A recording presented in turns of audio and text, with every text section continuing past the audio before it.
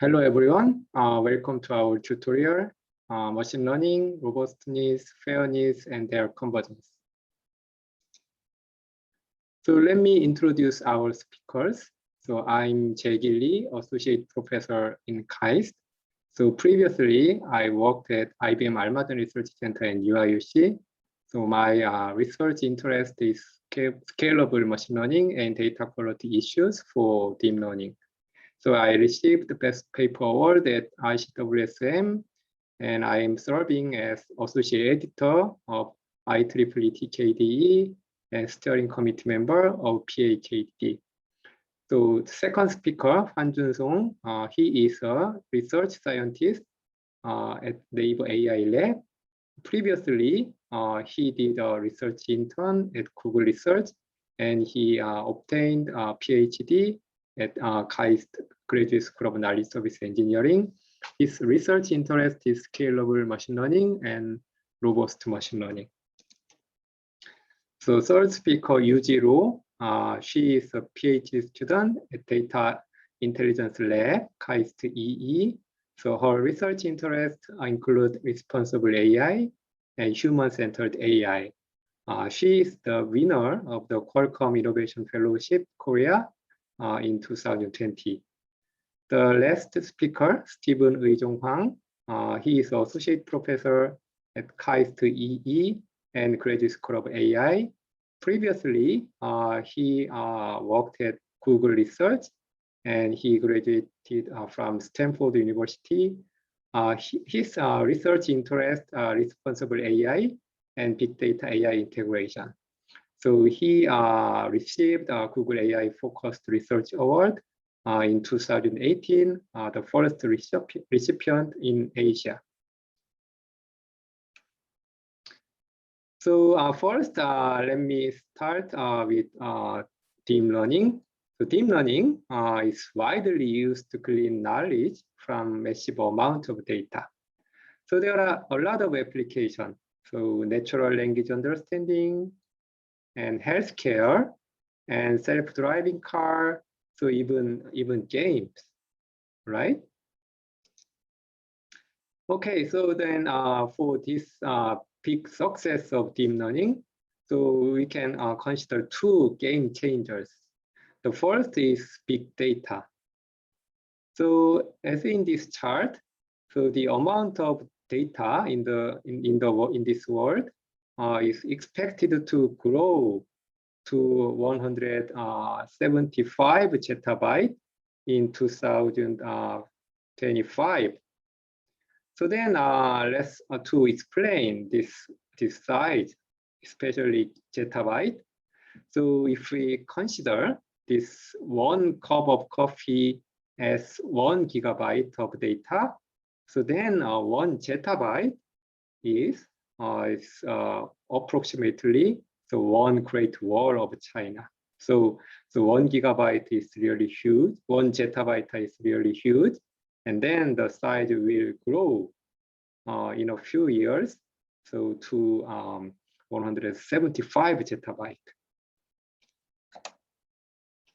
And also the second game changer is fast computation.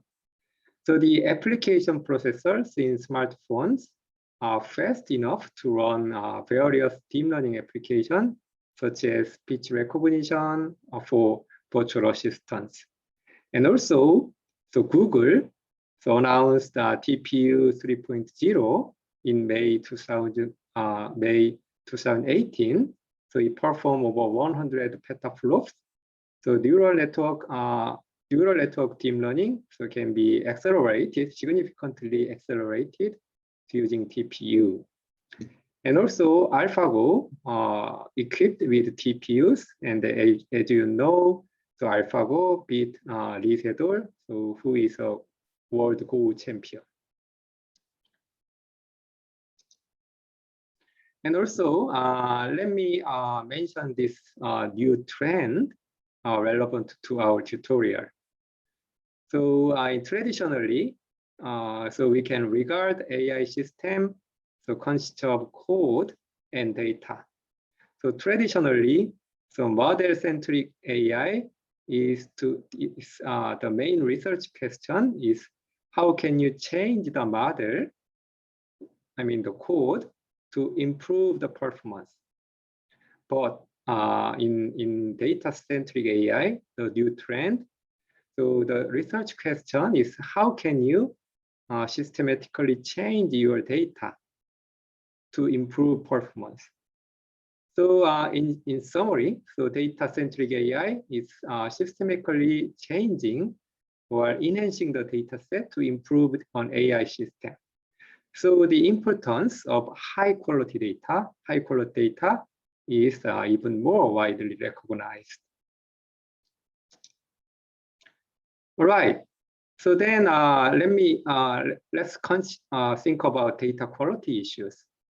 So noise and bias are the two major factors that is defect, so which can have a significant impact on the performance of a deep learning model. So traditionally, the two topics have been studied by different communities for different applications. So for robust training, the defect is noise or poisoned data. And the main target, the main data domain is image data. But in fair training, the defect is biased data.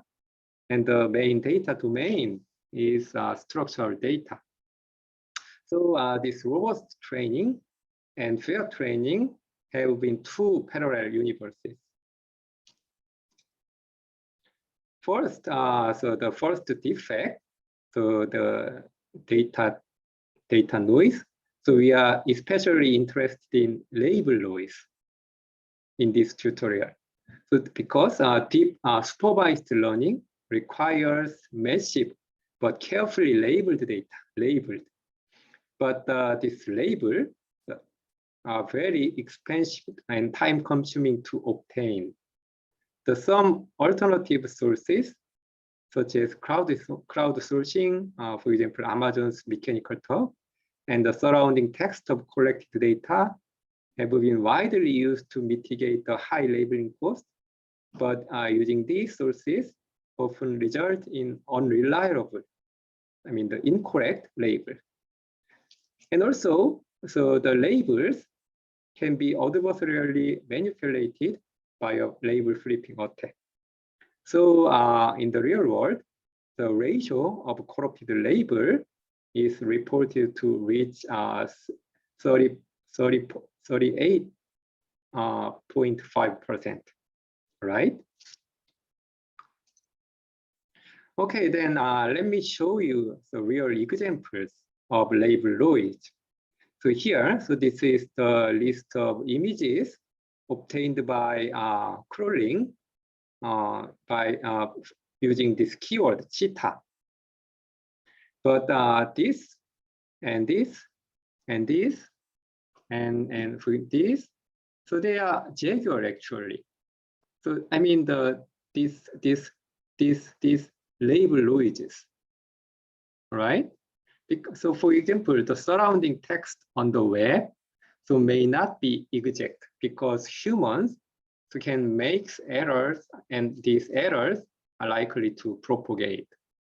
So if you compare Jae-Gil and cheetah, so the pattern, so this pattern are slightly different, but and also because of this, so the humans can easily confused by these two between these two animals, right?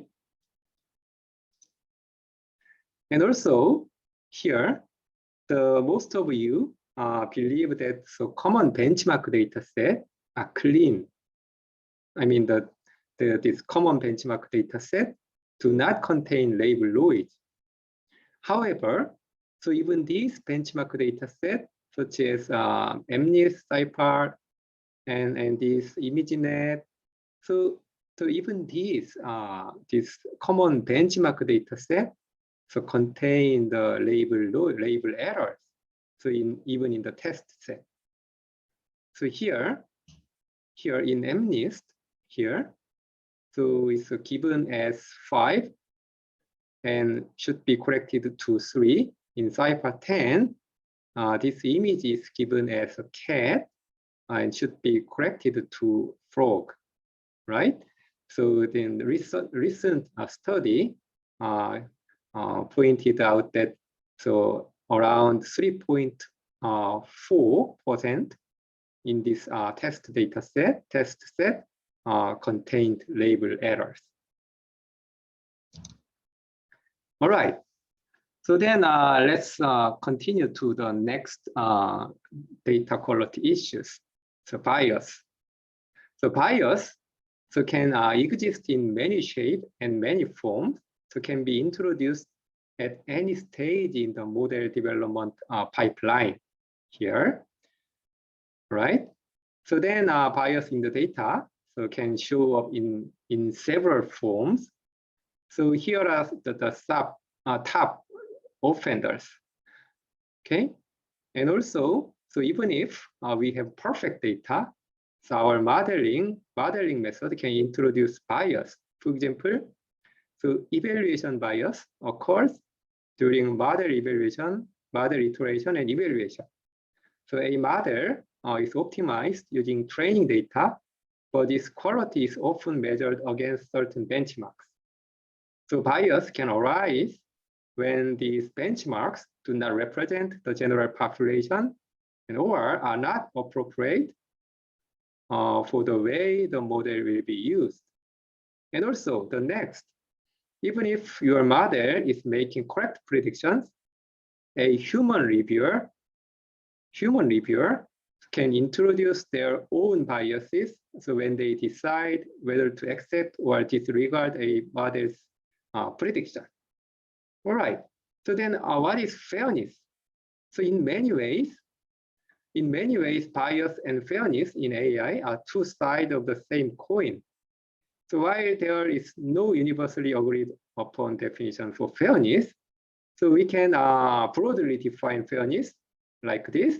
So the absence of prejudice or preference for an individual or group based on their characteristics. Okay. Okay. So then here, so I like to show some example of data fairness here.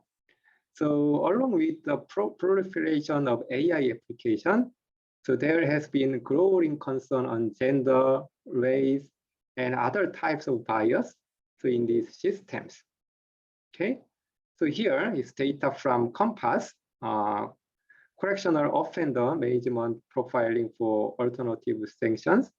So it's a Compass is a case management and decision support tool developed and owned by North Point and used by the US court to assess the likelihood of a defendant becoming recidivist.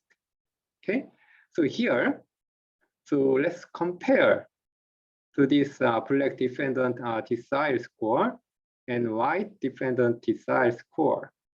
So many black defendants are predicted predicted to be higher risk of recidivism, okay? But the fewer white defendants are predicted to be at, so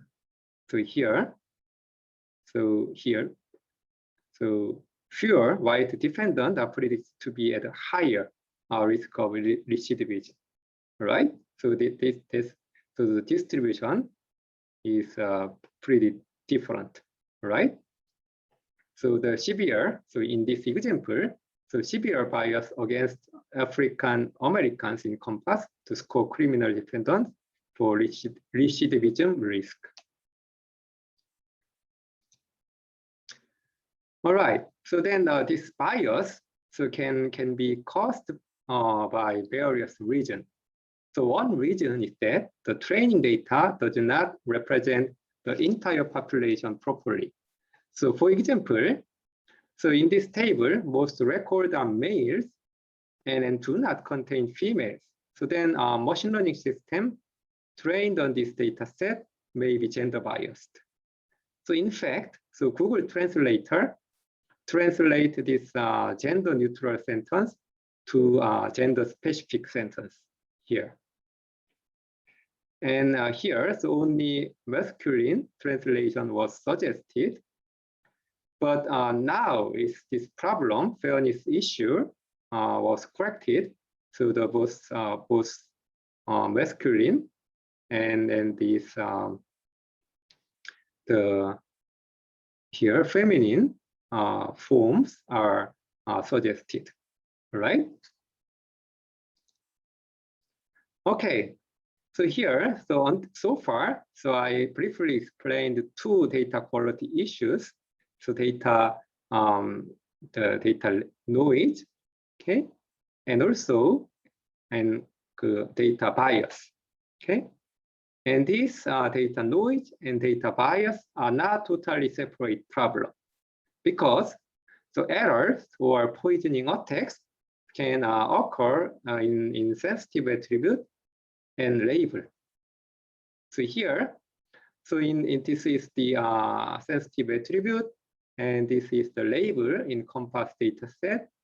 So here, so data noise, I mean data error, can occur in this sensitive attribute and also in this label, right? Okay, so then recently, so because this data noise and data bias are not totally separate problem, so these two topics, robust training and fair training, so are fundamentally similar in considering that both of them aim at fixing the inherent flaws of real-world data, right? So then a new trend has emerged to combine them. So at the beginning, robust training and fair training have been two parallel universes, but recently, so these two topics, two areas, two fields have started to be merged. So in this tutorial, so we will deal with robustness and fairness and merge of these two topics.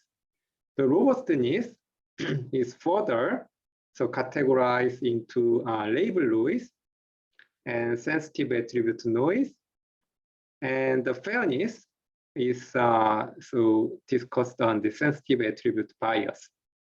So in part 1, so we will deal with robust training for label noise, so without dealing with fairness, all right? And in part 2, so we will deal with fair training on sensitive attribute bias, so without considering robustness, okay? And in part 3, so we will discuss the merger of these two topics, okay? So deal with robust training on these two types of noises, and also with considering this sensitive attribute bias, okay? Okay, then let's proceed to the part 1, robustness to label noise. So we will discuss motivation and issues, so label noise modeling and real-world noise data set, and robust training overview, and robust training architecture, and robust adjustment approach, and sample selection approach. So the motivation of robust training is the noise labels incur poor generalization performance on unseen data. So a deep neural networks can overfit to corrupted labels, so in an over-parameterized regime, so where the parameters of the model exceed the size of training data set. So this is an example. Here, so this model was trained on the noise training data set. So with the noise error rate, noise rate is 10% and 20% and 30% and 40%.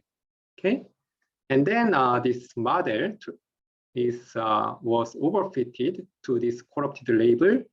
So as the noise rate increases, so the test accuracy is degraded.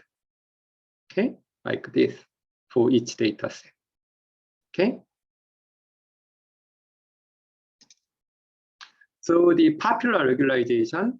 So one might argue that popular regularization to avoid overfitting, such as dropout, so batch normalization and weight decay and data augmentation, so may solve this overfitting issue. But in fact, so this popular regularization so do not completely solve this overfitting issue. So here, so this is the so without regularization, test accuracy without regularization. And if we use regularization with noisy data set, so accuracy so improved somehow here, right? But so here, so this is the accuracy, test accuracy on clean data with regularization. So then there is a quite big gap between this and this.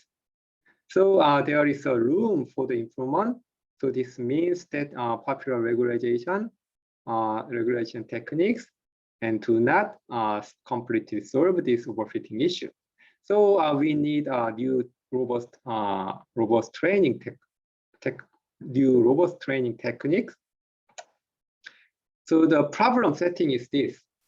So given a training data set, so X and Y, so then, but Y here, the label is maybe incorrect, corrupted. So in reality, so we cannot so guarantee so always the correct label YI. So then instead of YI, so we have this Y tilde. Okay, so noisy label. So this Y tilde could be wrong. Okay, so because of label noise. So then with existence of this noisy label, so the goal is to train the network as if there is no noisy label. So to increase so the test accuracy to this ideal case. I mean the clean, so the accuracy obtained by clean data set, right? So this is the goal of this problem. Okay, then so I like to discuss how to model, how to inject label noise. The real world noise benchmark data set are very limited. So because so incorrect labels are not typically identified. And also only a single noise rate, for example, 10%, only 10% is available. But we want to test our algorithm for various noise rate. So it's common to systematically inject artificial noise into widely used benchmark data set, for example, CyPy and ImageNet. So the artificial noise is mostly independent from a given instance, I mean the image, so instance dependent noise is more realistic. So, so for this artificial noise, the symmetric noise and asymmetric noise are commonly used. The symmetric noise is randomly replacing labels by a uniform distribution. For example, if the noise rate is 40%, so this is the given label and flipped label. So then this for 40% noise rate, so 10, 10, 10, 10. So the error rate, noise rate is distributed to the other labels uniformly. So the confusion matrix is like this. And asymmetric noise is randomly exchanging visually similar categories, such as horse and deer, and dog and cat. So then if the noise rate is 40% again, so then this 40% is assigned to another label like this. Okay, so this is the asymmetric or pair noise. So then when we use this artificial noise, it is common to show the result for both symmetric and asymmetric noise. So here, so symmetric and asymmetric noise, and while varying the noise rate is from 10 to 40 and 10 to 40. So even higher noise rate, okay? All right, then, so even though we usually use artificial synthetic noise data set, but we also have to use this real-world noise data set to publish the paper in top-tier conferences. There are several noise benchmark data set. So we will introduce the representative data set. The one is ANIMAL-10N Dataset. ANIMAL-10N Dataset. So this ANIMAL-10N Dataset was created by us. So we predefined 5 pairs. 10 confusing animals like cat, lynx, hamster, guinea pig, wolf, coyote, and so on. And we crawl the images using the predefined labels as a search keyword. And 15 non-expert human labelers participated in the annotation process. So we asked them to separate cat and lynx, and hamster and guinea pig, and so on. Okay, so this is CIFAR 10 scale. So there are 10 classes, and then noise rate is estimated to 8%. And FOOD-101N Dataset.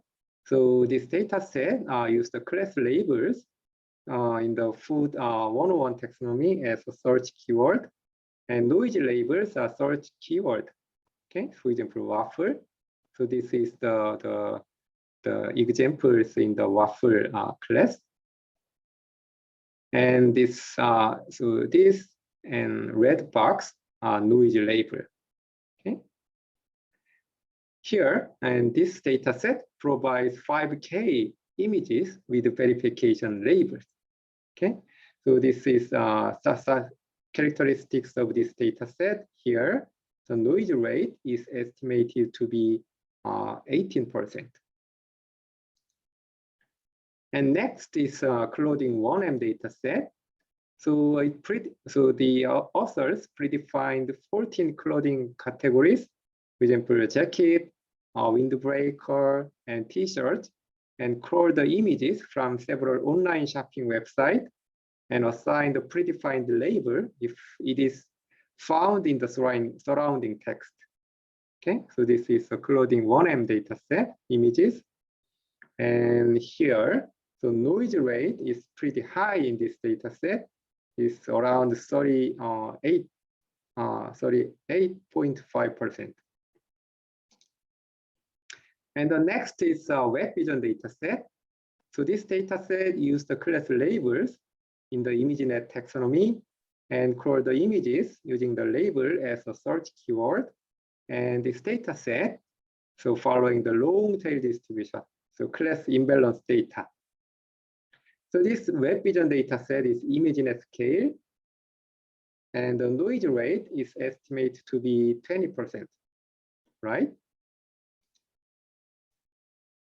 Okay, then I covered motivation and issues, label noise modeling, and I introduced several real-world noise data sets. So then for this problem, this topic, so this field is very actively studied area. So there are a lot of approaches proposed. So, so in the remaining of this part 1, so I like to give an overview of these available approaches, and then we'll present 3 representative approach here. So in this, so in the deep learning training procedure, so we can consider 4 main components, I think. So the first is training. The first component is training data, and second component is deep neural network. deep neural network architecture. And another component is loss function for optimization.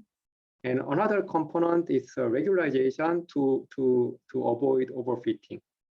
Okay. So then for each component, robust training techniques have been proposed.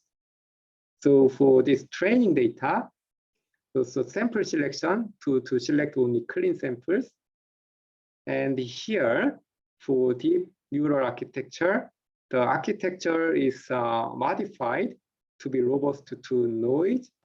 And here for loss function, and the loss is adjusted considering the label noise, and also regularization technique have been proposed.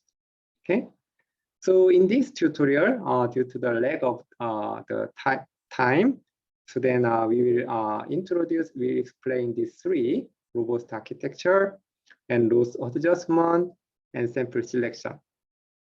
So the details so for the details, so please refer to our survey paper, so available at this archive. Okay. So this is a little more detail. So in this tutorial, so we will introduce robust architecture and loss adjustment and sample selection technique. So this is the tree-style categorization and robust architecture, robust regularization, robust loss design, and sample selection. And so here, so each approach is further classified into the detailed technique. Okay, like this. So we will cover one by one. So first, so we will look at this robust architecture. So more specifically, in more detail, noise adaptation layer and dedicated architecture. All right. So then here, so for the robust architecture approach, so then the first specific technique is noise adaptation layer. So this noise adaptation layer here is intended to mimic the noise behavior. I mean, label transition in learning a DNN. So this PYX theta is the output of the base DNN with the softmax output layer. So then the probability of an example X being predicted as is an annotated noise label Y tilde here is parameterized by this. So this there are two components. So this is the X is predicted as this true label, ground truth label YI, and also another component is this I, label I, is flipped to this J, label J, is observed label. So I is the ground truth label, and J is observed annotated noise label. Okay, as shown in the figure. Okay, the noise adaptation layer here is added at the top of base DNN to model the label transition matrix parameterized by this W here, W. And the noise generation is assumed to be independent of the features, okay, here. And then because this here, the probability is modeled using this class the labels, okay. So this layer, so after training, so this layer should be removed when test data is to be predicted. Then here, so this base model, so we'll predict the true label here, in this case, I, right? So then, so depending on how to learn this W, okay, so label transition matrix, so there are several techniques here. Rapidly learning, so first trains the base DNN only for easy examples, and then fine-tunes it for hard examples. And the confusion matrix for all training example is used as the initial W, right?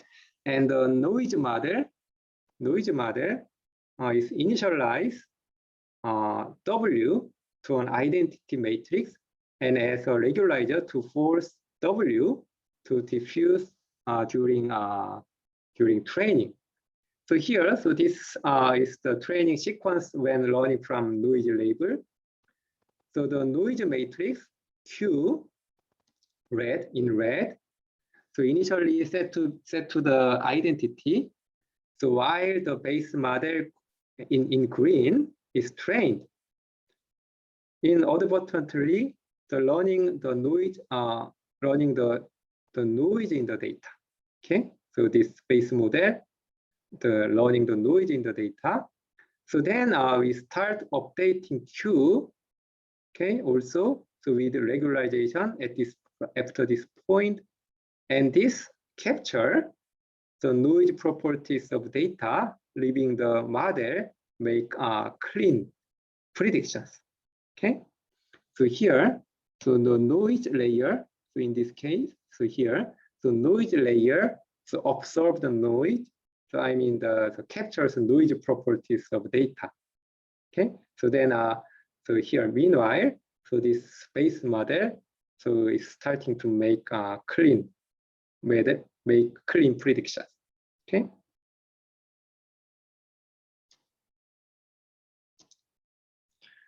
All right. So then another technique, NL-NN, so adopts an EM algorithm to iterate the E step to estimate W and the M step to update the DNA. Okay. So here, the theta is W. Okay. So based on the EM algorithm, the W is updated and the base model is updated alternatively. The S model, so proposed by the same author, so instead of alternating between optimizing the noisy model and the DNN, so the S model so considers them as a component of the same network and optimize them simultaneously. Okay. So here, so in this case, so this W is the model parameters, right? And then this W noise is the noise transition matrix. So this is two component of the same network, and this W and W noise are obtained, trained, learned simultaneously, right? Okay, then I explained this noise adaptation layer, and here, so I like to proceed to dedicated architecture. So dedicated architectures have typically aimed at increasing the reliability of estimating the label transition probability to handle more complex and realistic label noise.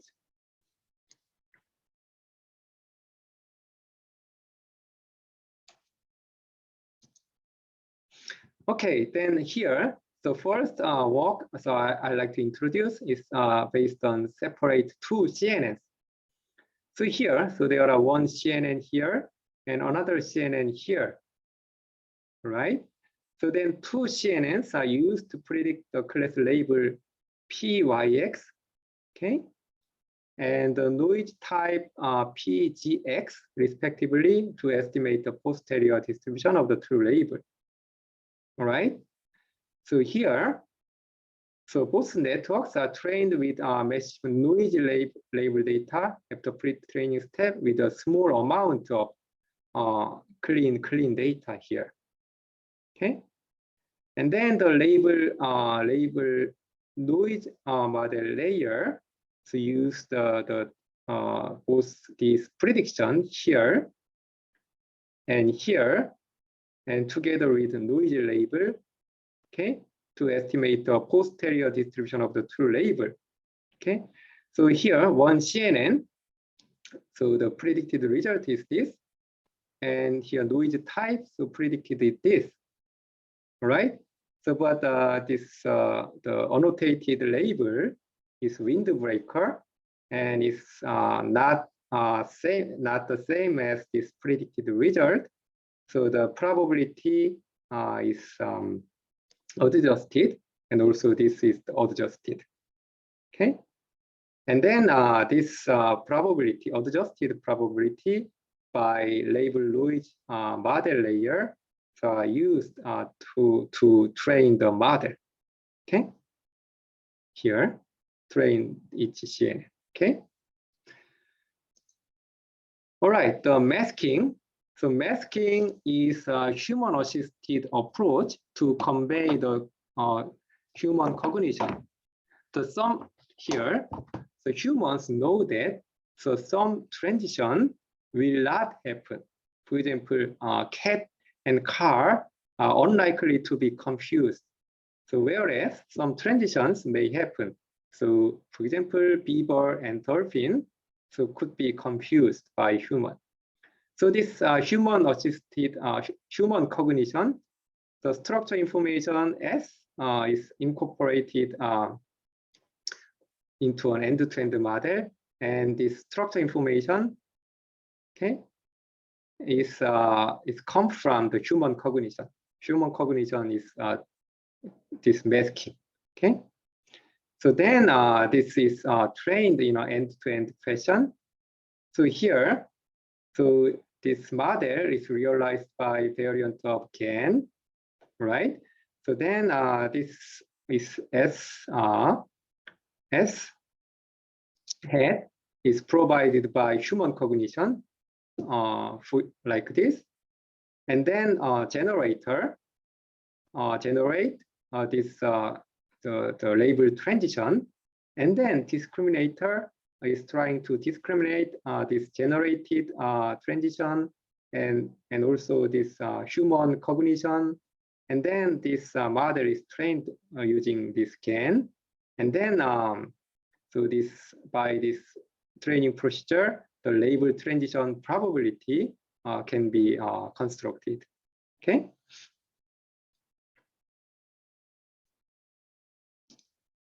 All right. The next technique is contrastive-additive noise network.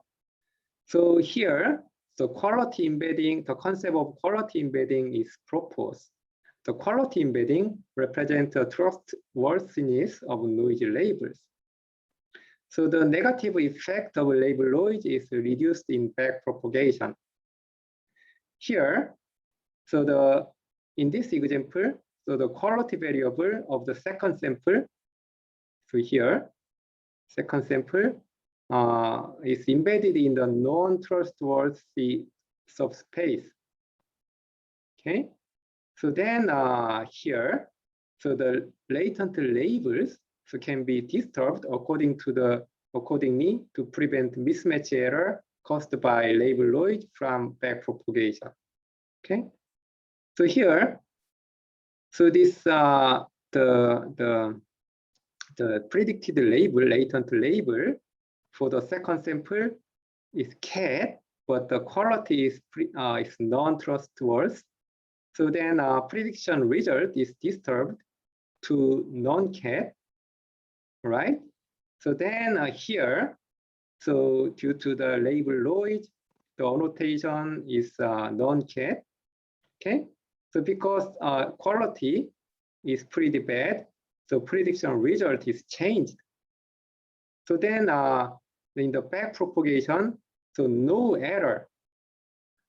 So no error will be propagated from the second sample, because so this model changes the prediction. So considering this the quality embedding. Okay, so no error is propagated. So the constructive additive noise can learn this quality embedding. So constructive layer estimates the quality variable in the embedding space, and the additive layer aggregates the prior predictions and noise labels to train the classifier. Okay. All right. From the next slide, So the second speaker, so Hwanjun Song, will continue presentation. So thank you very much.